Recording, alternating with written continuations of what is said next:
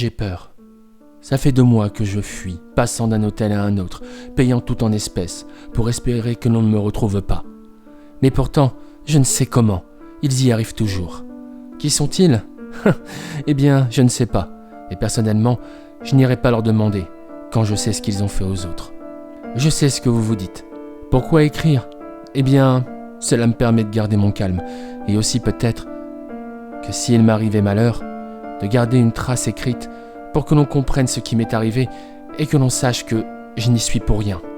Pourtant, tout avait bien commencé pour moi. J'avais décroché mon diplôme à 17 ans. J'étais promis à un grand avenir, mais dans tous les boulots que je faisais, je tombais sur des cons, incapables de digérer le fait qu'un mec plus jeune qu'eux soit meilleur. Et forcément, au bout d'un moment, la jalousie prenait le pas, et très vite, on me mettait à l'écart. On conspirait derrière mon dos. Et je finissais seul. Et puis ensuite, on me poussait à bout et forcément, je quittais mon travail. Mais je ne partais pas sans laisser un petit souvenir de mon passage. Voyez-vous, je suis ce qu'on pourrait appeler un crack en informatique. Et quand je partais, je faisais en sorte que leur système informatique soit réduit à néant. Je sais, c'est un peu excessif comme méthode, je l'avoue. Mais en même temps, ils n'auraient pas dû me chercher. Hélas, ce que je n'avais pas prévu, c'est que mes mauvais tours m'auraient fermé toutes les portes des entreprises. Et j'ai fini à la fin par être blacklisté dans le marché professionnel. Mais j'étais plein de ressources. Et vu mes dons, eh bien, j'ai fini dans le deep web. Je suis devenu ce qu'on appelle un hacker black hat. Je me suis spécialisé dans le piratage et le vol d'informations d'entreprise et le ransomware. Bon, je vais pas vous mentir, ce boulot était variable. Des fois, j'étais très bien payé, mais d'autres fois, j'avoue que la paye ne valait pas l'énergie que je dépensais. Mais bon, au moins grâce à ça, je me suis taillé une sacrée réputation. Et j'avoue que je me suis fait un petit nom parmi les hackers. J'aurais pu continuer comme ça pendant des années. Et puis, tout compte fait, ça a changé. J'ai été contacté par une personne qui me proposait un boulot. D'après lui, mon profil correspondait à ce qu'il cherchait. Et il souhaitait me rencontrer pour en parler. J'avoue que j'étais réticent. Mais quand il me parla de la paye, mes doutes se sont mystérieusement envolés. Et j'ai accepté. Je suis allé à mon plus étrange entretien d'embauche. Oui. Car je dois avouer qu'emmené de force dans un fourgon, avec une cagoule sur la tête, trimballé je ne sais où, pour finir devant 3 personnes dans l'ombre, dans un endroit que je ne connaissais pas, oui, on peut dire que c'est le plus étrange entretien d'embauche de ma vie. Et je dois dire que j'étais content de l'avoir réussi, et enfin d'avoir ce poste, car j'étais certain qu'en cas d'échec, je ne pensais pas revenir chez moi vivant. Mais j'ai réussi. Et je suis devenu webmaster, mais aussi responsable de la maintenance et de la sécurité de Darkflix. Alors, c'est quoi Darkflix ? Eh bien, imaginez Netflix, mais en plus taré et beaucoup plus gore. Je m'explique. Darkflix propose un service de streaming un peu particulier, car nos réalisateurs sont tous des criminels. Des violeurs, des pédophiles, des psychopathes, des tueurs en série, des gars spécialisés dans la torture aussi, et j'en passe. De plus, nous sommes mondial. Bien oui, tout le monde était le bienvenu à Darkflix. Ils envoyaient leurs vidéos, moi je devais assurer la réception et la mise en place sur le site. Ensuite, des barjots des 4 coins du globe regardaient et fantasmaient sur des vidéos que d'autres avaient le courage de faire à leur place. Alors, oui, je sais, c'est monstrueux, comment je pouvais fermer les yeux sur de tels actes, comment je pouvais bien dormir la nuit, alors que des monstres pareils commettaient de tels crimes. Eh bien, tout simplement, car un gros chèque peut faire taire tout ce qu'il veut, même les consciences. Et quel échec, je dois l'avouer. De plus, les créateurs de ce site n'avaient que et moi à payer, vu que ces crétins ne faisaient ça que pour la gloire. Et pour être sûr que ça reste toujours ainsi, on a eu l'idée de faire un système de points.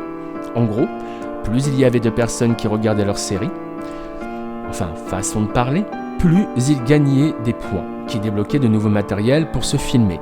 Et ça a marché au-delà de nos espérances. Car en plus, cela a permis de les rendre plus imaginatifs et donc d'augmenter le nombre de personnes qui regardaient notre site. Franchement, tout me réussissait. Enfin, c'est ce que je croyais. Ça a commencé en début d'année. Au début, c'était de petits détails, des attaques ou des tentatives de piratage du site. Au début, j'ai cru que c'était des hackers white hat, pas très doués, vu que je les repoussais assez facilement. Ça a duré 2 mois ce manège, et puis ça s'est arrêté comme ça, du jour au lendemain. Je me suis dit que tout compte fait, il s'était lassé de ne pas avoir réussi et avait décidé de changer de cible. De plus, j'étais super occupé, car les créateurs avaient prévu un gros event. Car pour fêter les 10 ans du site, on avait prévu que tous nos petits tueurs fassent un live, un vrai direct qui aurait attiré beaucoup de monde et aurait rapporté mucho dinero. Mais cela nécessitait énormément de travail de ma part, car gérer plus d'une centaine de lives à travers le monde était un truc que je n'avais jamais réalisé, et c'était un véritable travail de titan. Donc j'étais plus que soulagé que ces attaques ne s'arrêtent. Si seulement j'avais su. Et puis, à 1 mois de l'événement, j'ai reçu un étrange SMS qui disait « As-tu quelque chose à te reprocher ?» Le message m'avait surpris. De plus, le contact qui m'avait envoyé le message m'était inconnu. J'ai déduit bêtement que ce message ne m'était pas destiné. Mais le lendemain, j'ai reçu de nouveau ce même message. « As-tu quelque chose à te reprocher ?» Là, je me suis dit que ce message n'était peut-être pas une erreur et qu'il m'était réellement destiné. Je lui ai demandé alors « Qui es-tu » Mais je n'ai eu que pour seule réponse « As-tu quelque chose à te reprocher ?» J'ai bien sûr répondu non. Et comme seule réponse, j'ai eu « Bien. » J'avoue qu'à ce moment-là, je n'étais pas à l'aise et j'avais un doute sur le fait de faire ce fameux live. J'ai même tenté de dissuader les créateurs pour le repousser, mais ils m'ont rétorqué qu'il était trop tard et que revenir en arrière coulerait Darkflix. Alors, c'est avec beaucoup d'appréhension que j'ai lancé le live cette nuit-là. Au début, tout se passait bien. Comme à leur habitude, nos petits tueurs se présentaient et présentaient leur émission. Pourtant, j'avais remarqué 2-3 choses, comme un reflet dans une glace, une personne qui était loin et dont on ne pouvait à peine discerner les contours, ou encore une personne qui tentait de se cacher dans une ruelle. Je n'y ai pas vraiment prêté attention, et ça a été une erreur.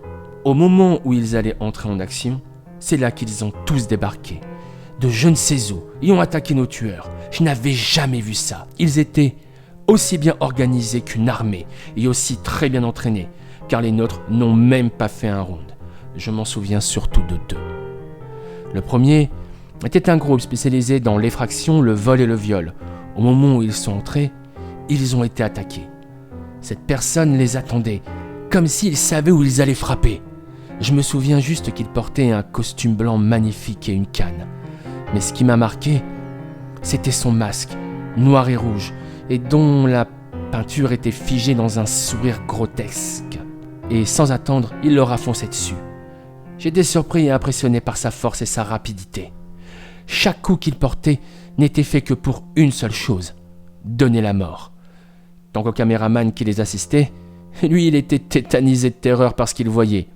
Et quand il s'est retourné sur lui, il l'a d'abord fait tomber, a pris sa caméra et l'a frappé au visage avec.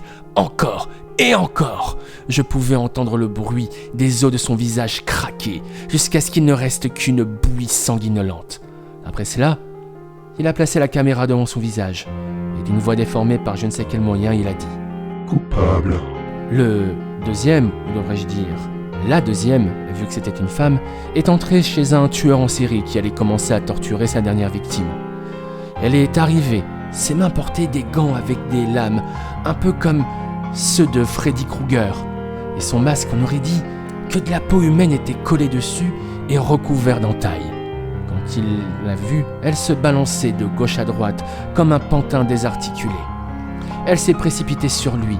Bien sûr, l'autre mec a bien tenté de se défendre et de prendre le dessus, mais elle évitait toutes ses attaques, lui laissant à chaque fois de petites entailles. On avait l'impression qu'elle était un chat qui jouait avec sa proie. Quand elle en a eu assez, elle lui a entaillé les jambes et l'a fait tomber. Elle s'est ensuite mise sur lui et a enfoncé profondément ses griffes dans le ventre d'un mouvement vif et puissant, lui a ouvert. J'ai vu du sang gicler, même le masque fut touché. Je l'ai entendu hurler jusqu'à ce qu'il se noie dans son propre sang, dans d'affreux gargouillis. Et à son tour, elle a pris la caméra et elle a dit d'une voix elle aussi déformée. Coupable. Puis, elle passa la caméra de telle façon que le corps soit toujours visible. J'ai tenté de tout couper, j'ai tenté de reprendre le contrôle, encore plus quand mes patrons m'ont demandé d'intervenir. Mais rien, impossible de reprendre la main, impossible de pouvoir contacter nos tueurs. Et quand j'ai regardé dans les programmes, j'ai compris. Il y avait un autre code qui avait remplacé le mien. À ce moment-là, j'ai deviné. Les attaques que le site avait subies en début d'année n'étaient pas pour tenter de fermer le site, mais de mettre petit à petit un code qui permettait non seulement de prendre le contrôle du site, mais aussi de localiser toutes les personnes qui tuaient pour Darkflix. Et au même moment, j'ai entendu un rire qui provenait d'un écran.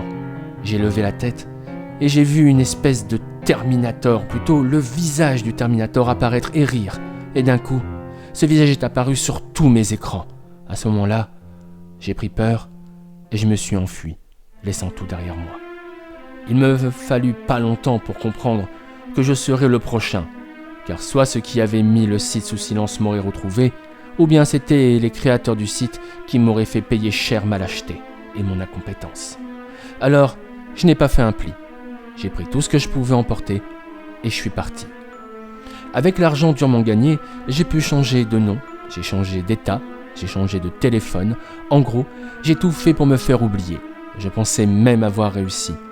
Mais à peine j'avais posé le pied dans mon nouvel appartement que j'ai reçu un message qui disait « On paye toujours ses dettes. » Ce message était accompagné de 3 vidéos. J'ai alors compris qu'il s'agissait des 3 fondateurs de Darkflix. Ce que j'y ai vu m'a fait vomir. Le premier était torturé par un mec qui portait un masque à tête d'ours et s'exprimait en russe et coupait lentement des lambeaux de chair. Le deuxième était torturé par une personne portant un masque en métal représentant un démon et parlait anglais. Pendant la vidéo, je le voyais enfoncer de longues aiguilles métalliques dans diverses parties de son corps. Il a ensuite relié le tout avec des fils de cuivre et les a branchés à une espèce de grosse batterie. Je l'ai vu se tortiller sur place, ses muscles se contractaient avec le courant. Il souffrait énormément. Je pensais que son cœur a dû lâcher.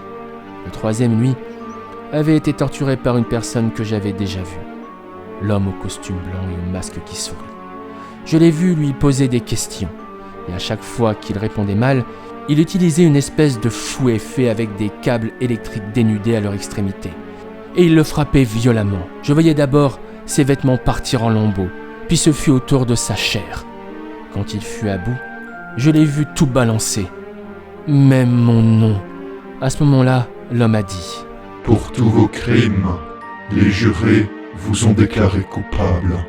Votre sentence est la mort. » Je l'ai vu tirer ensuite sur une corde et il fut recouvert d'acide. Je l'ai entendu crier, je voyais des parties de son corps fondre et après un délai assez court qui me parut des heures pour moi, il ne bougea plus.